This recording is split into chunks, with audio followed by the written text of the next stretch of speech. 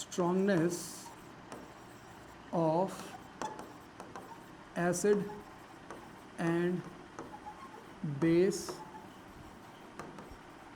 Solutions. कैसे पता करोगे कि कितना स्ट्रॉन्ग है? ठीक है, हाँ, कैसे है? PH scale.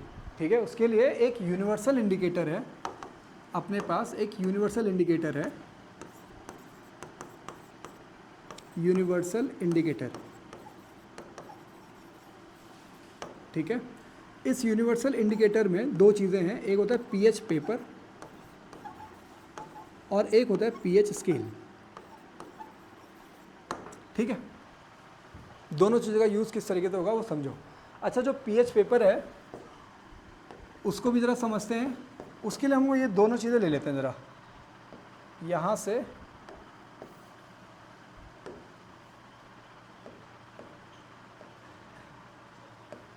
हाँ, देखो सबसे पहले इस चीज़ को समझो कि यहाँ पे इस पीएच का मतलब क्या हुआ। ठीक है, जो यहाँ पे जो पीएच लिखा हुआ है ना, इसका मतलब होता है power of H plus ions.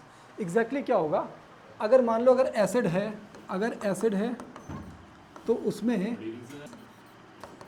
ठीक है, और बेस में क्या होता है, बेस में होता है OH नेगेटिव आयन। समझ में आ रहा है अभी? ठीक है, सो हम लोग इस तरीके से समझ सकते हैं। अच्छा, क्योंकि देखो हमने ये चीज़ देखा कि एसिड में भी वाटर मिला होगा और बेस की बेसिक प्रॉपर्टी भी तब होगी जब उसमें वाटर मिला होगा।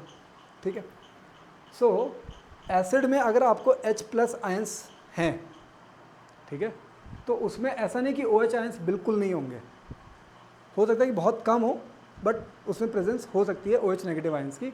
लेकिन एसिड्स में हाईएस्ट मतलब बहुत ज़्यादा कंसनट्रेशन किसकी है? H पॉजिटिव आयंस की है। और ऐसे ही बेसिस में ज़्यादा कंसनट्रेशन किसकी है? OH नेगेटिव आयन की है। अब वो कंसनट्रेशन OH नेगेटिव आयंस की कंसनट्रेशन कितनी ज़्यादा है, इसके ऊपर डिपेंड करेगा कि वो बेस कितना स्ट्रॉन्ग है। जितनी ज़्यादा OH नेगेटिव की कंसनट्रेशन, ठीक है, उतना ज़्यादा स्ट्रॉन्ग बेस। जितना ज़्यादा कंसनट्रेशन है किसका? H प्लस आयंस का, उतना अच्छा एसिड हो जाएगा। इतना समझ में आ गया अभी? अच्छा, लेकिन यहाँ ये जो pH है ना, जो हम लोग pH स्केल जो हम लोग यूज़ करते हैं, वो सिर्फ और सिर्फ किसको मेज़र करता है? वो H प्लस आयन की कंसनट्रेशन को मेज़र करता है। ठीक है, pH is for power of H plus ions. pH का मतलब हुआ, P जनरली एक जर्मन वर्ड है, पोटेंज, उसका मतलब होता है पावर। तो power of H plus ions, pH क्या मेज़र कर रहा है? तो pH जो मेज़र कर रहा है, pH मतलब होता है power of H plus ions, इसको मेज़र कर रहा है ये। समझ में आ रहा है? OH को नहीं मेज़र कर रहा है, ये किसको मेज़र कर रहा है? pH जो है वो H प्लस आयंस की कंसनट्रेशन को मेज़र कर रहा है। अच्छा, दूसरी चीज़, जब हमको H प्लस आयंस की कंसनट्रेशन पता चल जाती है ना, तो उसका फिर एक अलग से फार्मूला आता है। उस फार्मूले को यूज़ करके हम लोग बताते हैं कि pH की वैल्यू क्या आ रही है। ठीक है, तो उस फार्मूले में मतलब कुछ लॉग ऐसे कुछ फार्मूला लगता है, वो आपको बस इतना ध्यान रखना है, आपके लिए इतना इंपॉर्टेंट है कि जितना ज़्यादा H प्लस आयंस की कंसनट्रेशन होगी, समझ में आ रही है बात? जितनी ज़्यादा H प्लस आयंस की कंसनट्रेशन होगी, pH वैल्यू उतनी लो होगी। समझ में आ रहा है अभी? pH वैल्यू 0 हो जाएगी अगर H प्लस आयंस की कंसनट्रेशन बहुत ज़्यादा हो गई तो। ठीक है ना? और ये जो आपका जो pH, ये जो यूनिवर्सल जो इंडिकेटर है, ठीक है, इसमें जो pH स्केल जो है, ये जो हम लोग देख रहे हैं, ऐसा आपका pH स्केल आएगा। pH स्केल कुछ इस तरीके से हो गया।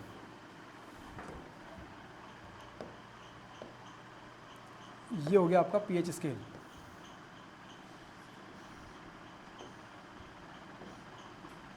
हाँ, ये दिख रहा है अभी सबको? ये थोड़ा सा और बड़ा कर लेते हैं इसको, ये लो। अब देखो क्या है, मैंने आपको बताया कि जो अपने पास जो यूनिवर्सल इंडिकेटर है, यूनिवर्सल इंडिकेटर के कितने पार्ट होते हैं? 2 पार्ट होते हैं। ठीक है, एक है तुम्हारा pH पेपर और एक है pH स्केल। वो जो pH पेपर आएगा, आपको क्या करना है, उसको किसी भी सॉल्यूशन के अंदर डिप करोगे तो उस सॉल्यूशन के मतलब उस पेपर के ऊपर एक कलर आ जाएगा। अच्छा, ये जो pH पेपर जो होगा ना, ये pH पेपर आपका कई सारे इंडिकेटर्स को मिला करके बनता है। ठीक है, ये इंडिविजुअल कोई एक केमिकल नहीं होता है, कई सारे इंडिकेटर्स को मिला करके फिर पीएच पेपर को बनाया जाता है। अब उस पीएच पेपर को जब आप किसी सॉल्यूशन के अंदर डिप करोगे तो उसके ऊपर एक कलर आ जाएगा। अब उस कलर को लेकर के आप जाओगे, ये है पीएच स्केल, समझ में आ रही बात अभी। अब इस पीएच स्केल पे आप उसको मैच कराओगे कि वो किसके साथ मैच कर रहा है, ठीक है। अगर वो यहाँ पे मैच कर रहा है, मान लो आपने पीएच पेपर को आपने डिप किया सॉल्यूशन के अंदर, कलर निकाल करके देखा, फिर उसका मैच करने के लिए गए और आपको यहाँ पे मैच कर गया, मान लो इस एरिया में मैच कर गया, ठीक है, तो इसका मतलब कि वो कौन सा जोन आ गया, एसिडिक जोन आ गया। आपको ये ध्यान रखना है कि ये जो 7 होता है ना, ये 7 होता है आपका न्यूट्रल। कोई भी सब्सटेंस अगर न्यूट्रल होगा, मतलब नीदर एसिडिक नॉर बेसिक, तो उसका जो पीएच वैल्यू होगी वो कितनी होगी, 7 होगी। ये ध्यान रखना है कि 7 क्या होता है, न्यूट्रल होता है। अच्छा, 7 से बिलो इस तरफ में क्या आ जाएंगे, एसिड आ जाएगा, और 7 से इस तरफ में क्या आ जाएगा, तो बेस आ जाएगा। मतलब अगर कोई बहुत ही स्ट्रॉन्गेस्ट बेस है, बहुत ही ज़्यादा स्ट्रॉन्ग बेस है, तो उसका पीएच समवेयर अराउंड 14 के आसपास होगा।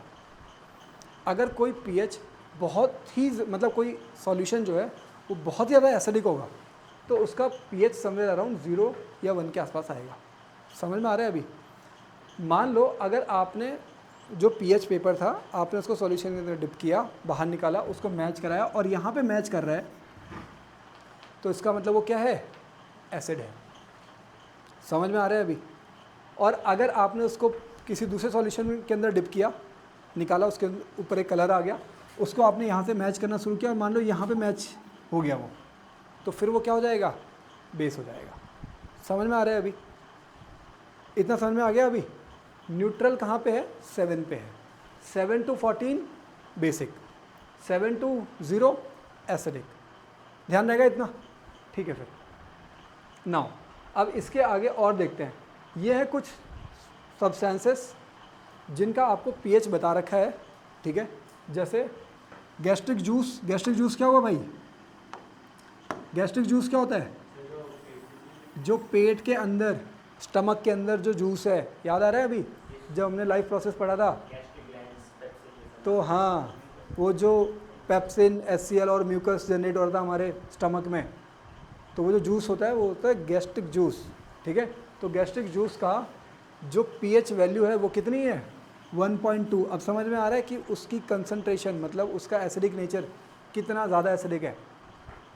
समझ में आ रहा है अभी, ठीक है। अच्छा, उसके बाद ये है लेमन जूस,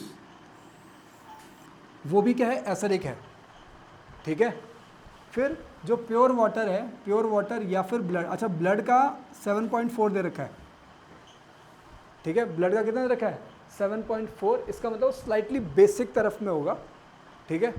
आपको ये पता है कि 7 to 14 जो है वो कौन सा कैटेगरी है, वो बेसिक कैटेगरी है, ठीक है। बहुत माइल्ड बेसिक कैरेक्टर्स के अंदर होंगे, बट बेसिक होंगे, ठीक है ना। अच्छा, उसके बाद milk of magnesia. Milk of magnesia मैंने बताया भी था, क्या होता है भाई, एबिगेल आप बताओ, मिल्क ऑफ मैग्नीशिया क्या होता है। हाँ भाई सृष्टि आप बताओ। ये मिल्क ऑफ मैग्नीशिया आप बताओ क्या होता है। बहुत ही बढ़िया, वेरी गुड। MgOH का whole twice, milk of magnesia, ठीक है। और आपको पता है फिर मेटल है, हाइड्रोक्साइड है, तो क्या बनाएगा, वो बेस बनाएगा, ठीक है ना।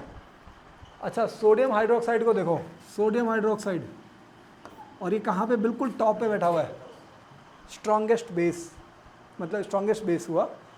तो अभी आपको ये समझ में आ गया अभी तक, ठीक है। आपको ये समझ में आ गया कि भाई पीएच पेपर का इस्तेमाल कैसे होता है, यूनिवर्सल इंडिकेटर किस तरीके। अच्छा, यूनिवर्सल इंडिकेटर बनाया क्यों गया, क्योंकि भाई, अरे नहीं भाई, आप अभी इंडिया में बैठे हुए हो, ठीक है। अब आपने किसी एक सॉल्यूशन को चेक किया, आप बोल रहे हो कि वो बेसिक है, अब आपसे पूछा गया कि कितना बेसिक नेचर का या फिर कितना कंसंट्रेशन है उसका, आप अपने लैंग्वेज में कुछ भी बना सकते हो, ठीक है। फिर वही सॉल्यूशन कहीं और गया, ऑल ओवर द वर्ल्ड कहीं और पे टेस्ट किया जा रहा है, ठीक है। तो उनकी अपनी अलग अलग है, तो मतलब इसको एक ही यूनिट में डालना ज़रूरी था।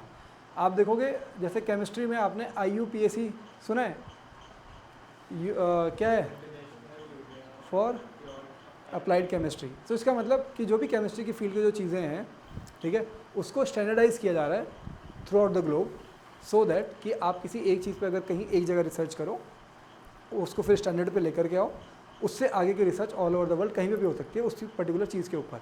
इसीलिए इसको यूनिवर्सल बनाना ज़रूरी था सब जगह, मतलब यहाँ पे भी ऑल ओवर वर्ल्ड हर जगह इसका यूज़ हो रहा है। क्या चेक करने के लिए? Acidic and basic concentration of any solution. समझ में आ रहा है अभी?